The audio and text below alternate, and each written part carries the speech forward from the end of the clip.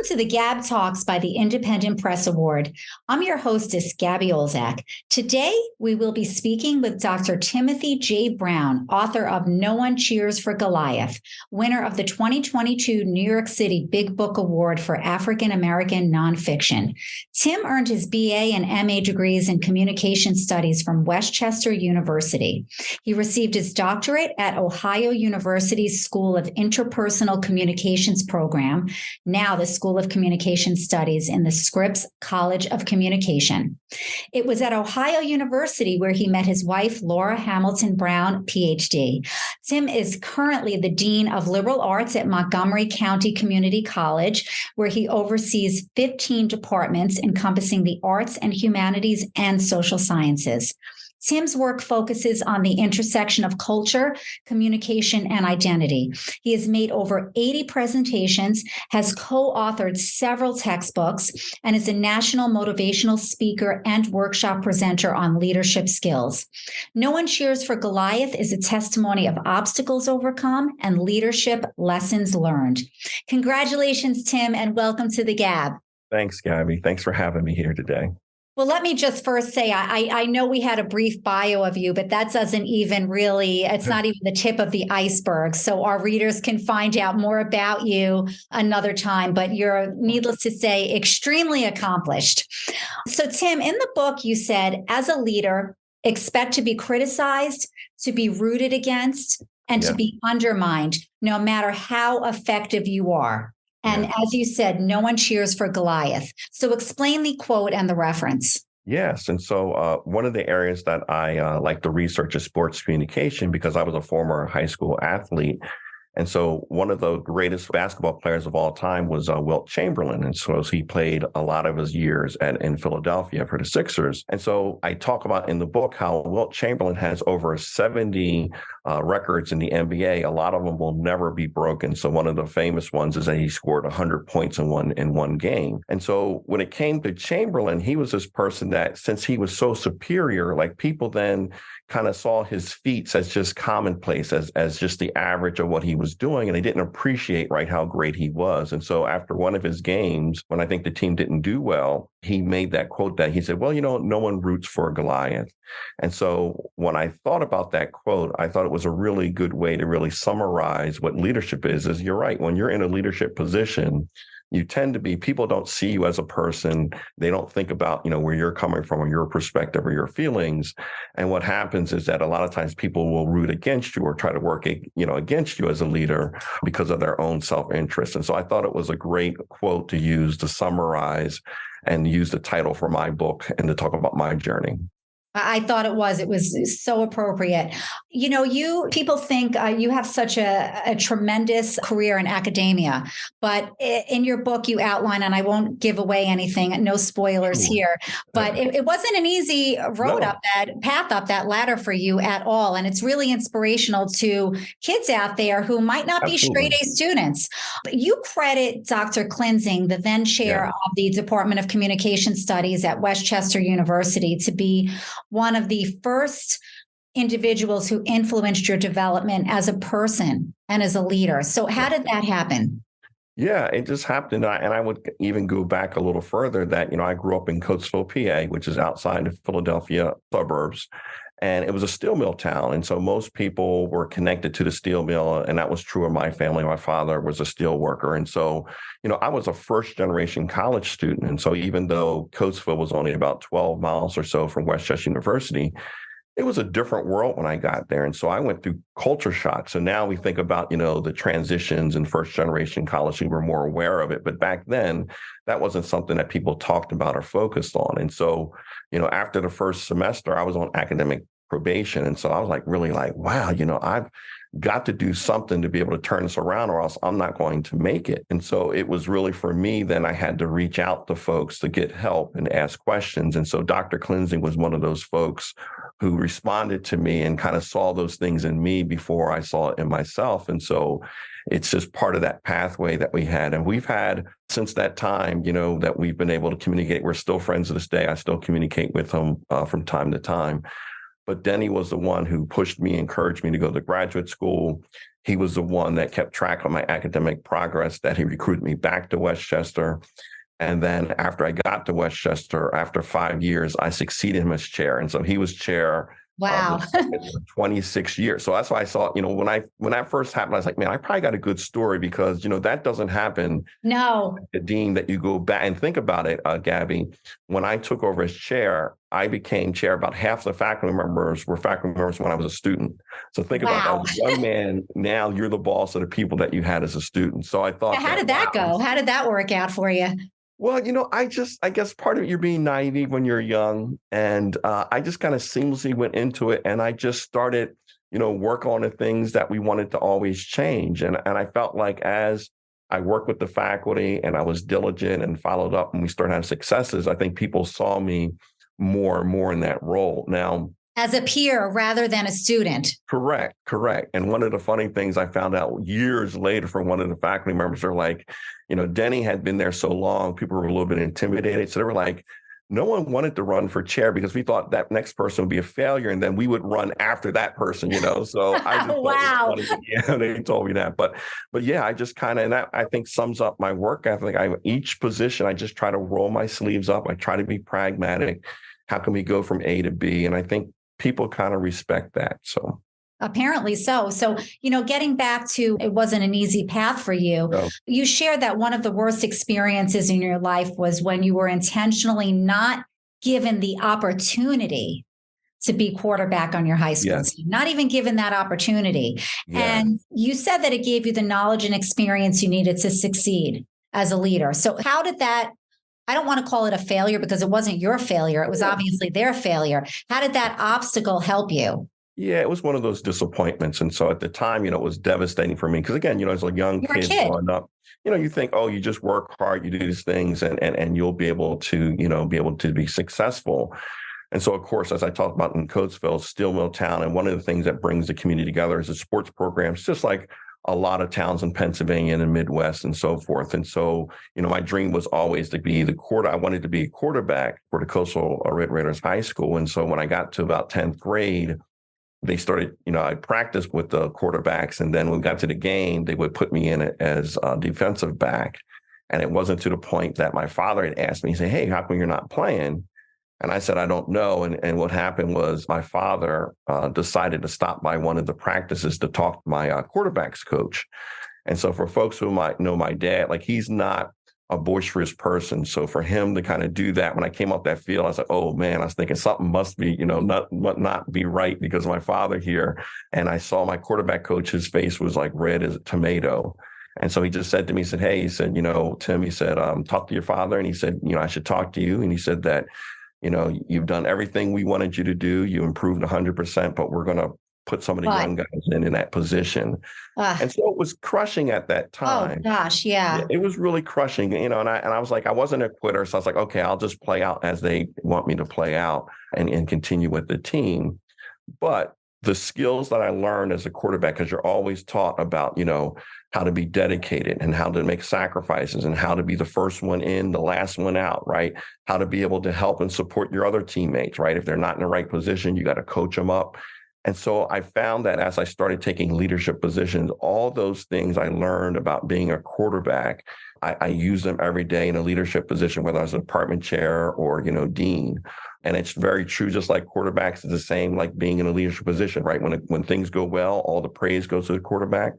When things don't go well, all the blame goes to the quarterback. And the same thing with leadership. So I felt like even though it didn't turn out, I didn't have the opportunity there in high school, all those skills that I learned is something I use every day in academia. And I've been very conscious in my career then that, if people are just given the opportunity and support, they can be successful, because that's what happened with me.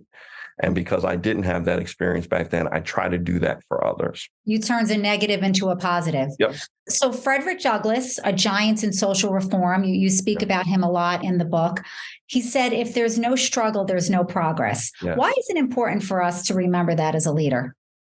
I think the most important thing is to realize is that it's not just happening to us, but it also happens to folks around us.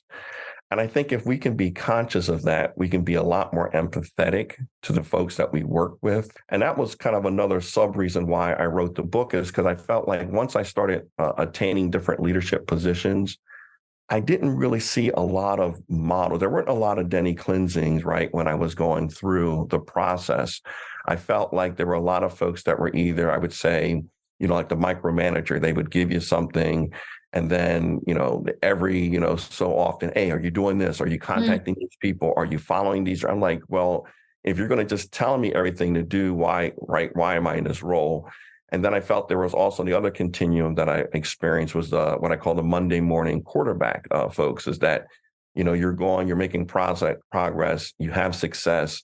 And then the person after fact will say, you know what, I would have did it differently this way. I'm like, well, that's great now that you're telling me now. And so I felt like being a servant leader, which I talk about in the book, I think is a good middle road, because you're a lot more relational and empathetic with people. And I think we have to remember the struggles. A lot of times we don't know the struggles or see the struggles, but as you know people, you get to understand that, and then you can help guide them as they go through the process. Like a good quarterback, know your players, know your people. Absolutely. So what do you think, Tim, are the most important traits of an effective leader then? Yeah, I think first of all is really overlooked, but listen. A lot of times if you listen to people, they actually kind of know what they need to do, and they might even have some ideas. Now, you might help them kind of then put that plan together. But if you listen to people, and that helps them kind of understand where they need to go or what the directions needs to do, and then you just add some other suggestions on top of it. And by listening, I mean, it's not like a passive process, but you ask questions, you have follow-ups, you work through scenarios with them. And sometimes you let people sit on, okay, well, we talked about some things today. Think about it. When you come back Monday, let's pick this back up and see what other thoughts you have, right? And that's all part of that process. I think being empathetic, especially nowadays and where we are in the post-pandemic, we have to be empathetic with people. There's a lot of things that are going on with people, with students, with colleagues. Think about the stress that people have. Think about the concern they have. A lot of people have lost loved ones during this time. There's all this, working online that we have to deal with. And so I think being empathetic with folks goes a long way, because I felt like if you just kind of know where people are and know a little bit more about them and can help them through the process, when you have to get tasks done, I feel like those people, they tend to be then folks who will go through a brick wall for you. If they feel like, if I got your back and you got my back, you have people that are really committed, not only just to the work that they're dealing with, but the institution. And that's why I really think that, being a servant leader is really necessary nowadays, because that's why you have a lot of people moving from place to place to place, because they're looking for a place where they can really connect and where they feel like they're being at home. I talk about in the book, I love Bell Hooks, right? She has this concept called the home place, right? I was going to ask you about that. Tell us about the home place.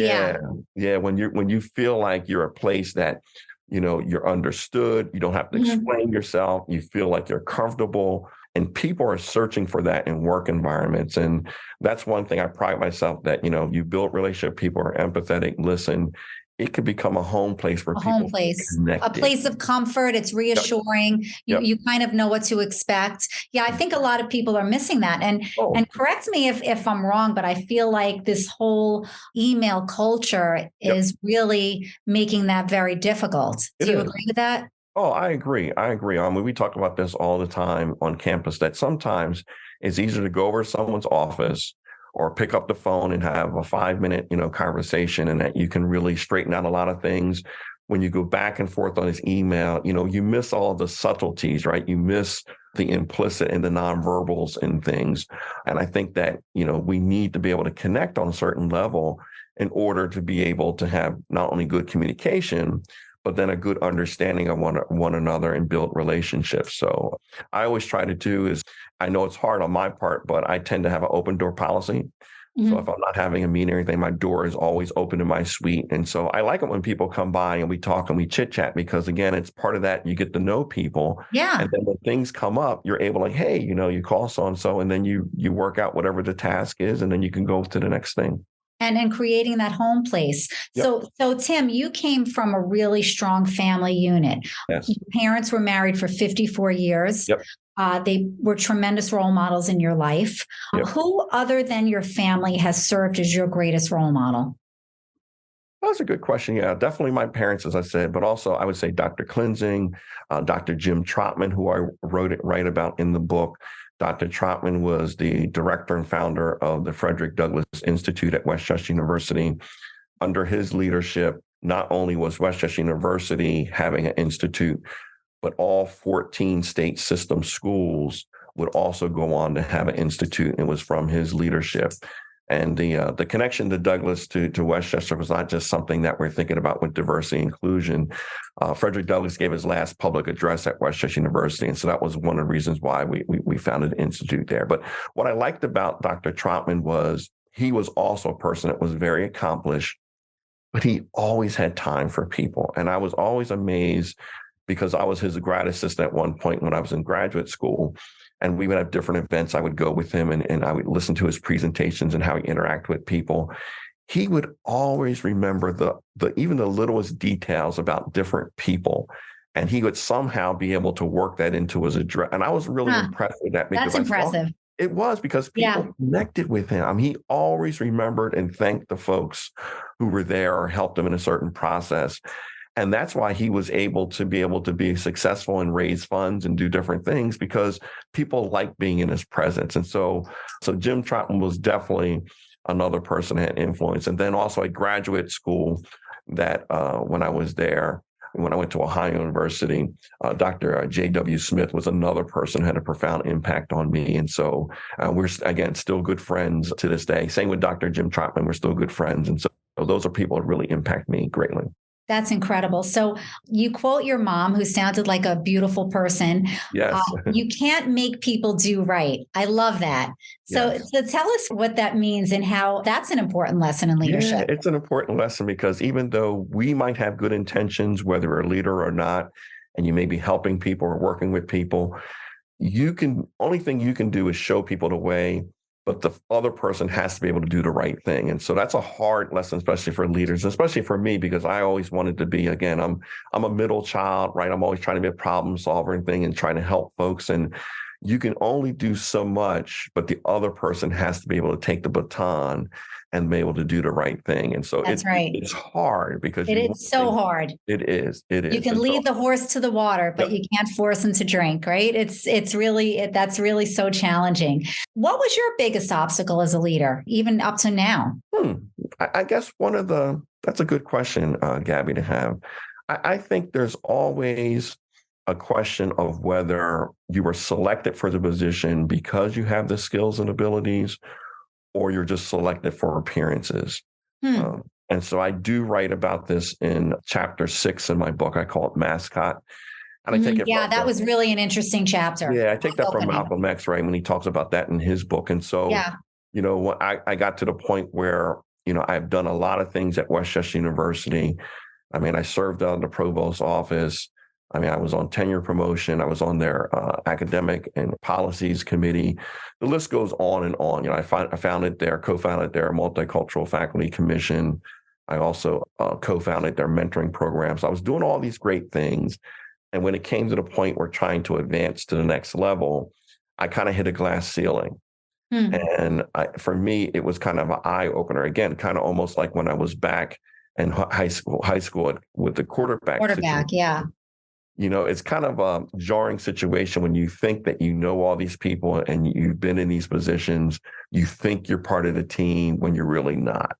And that was just kind of a slap in the face. It was, because it got to, and I talk about it a little bit in my book, and I give a situation where it really was even clearer. I got to the point where I was like, okay, if I can just help with this area, help with that. And still the answer was no. I was like, man. So then I had to start looking outward for the next leadership experience. But it's something that, you think about as a leader, and you don't really know until you start getting the feedback from the folks around you how well you're doing, right? Because it goes back to the title. A lot of times you hear all the negativity or things that go wrong. Oh, A that's lot of easy to times say. That's it's really easy, easy to say. but it's hard that people don't say, "Oh, that was really great. You did it," or "Thank Yes. you for doing this." And so until you start getting some of that feedback, then you realize, okay, I'm making a difference and things are going well and people appreciate my leadership style.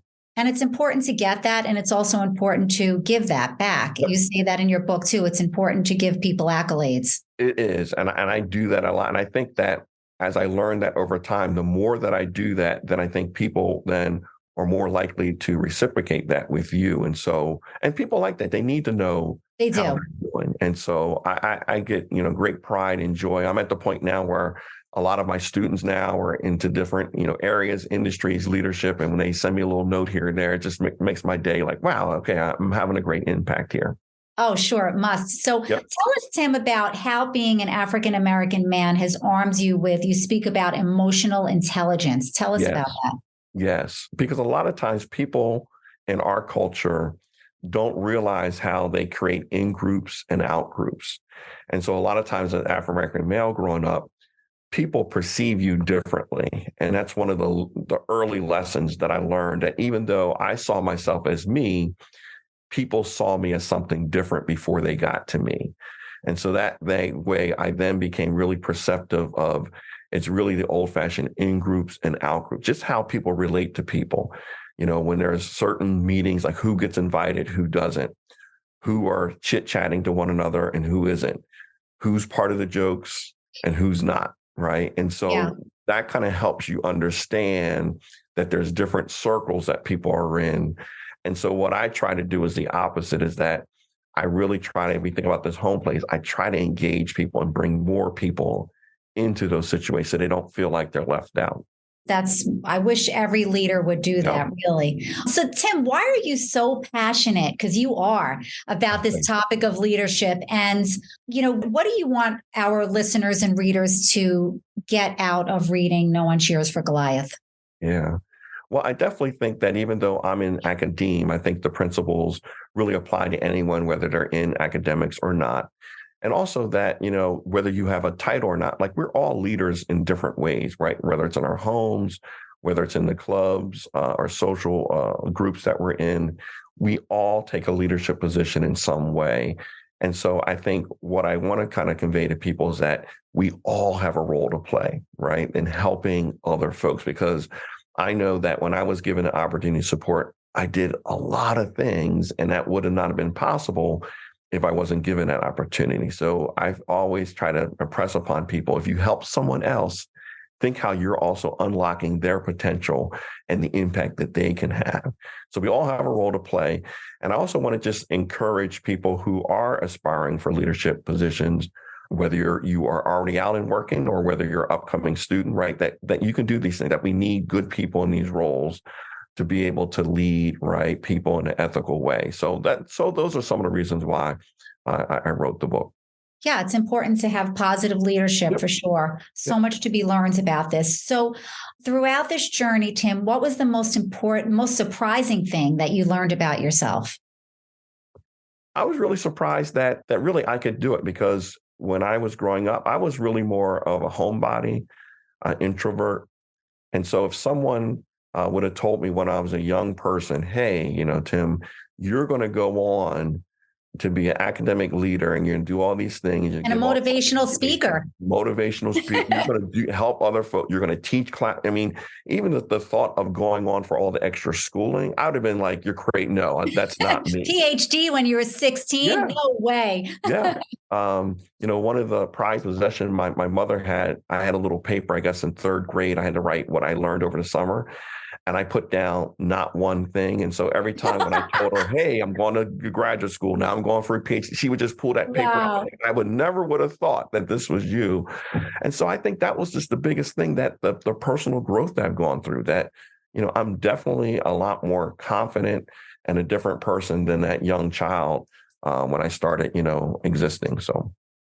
Well, it was a great book. I really enjoyed reading. Thank you. I appreciate it. Tell us how our listeners can find out more about you and purchase No One Cheers for Goliath, because it's a must read. It is. So it's both being sold on Amazon.com Great. and on Barnes and Nobles. And so that is where you can pick it up.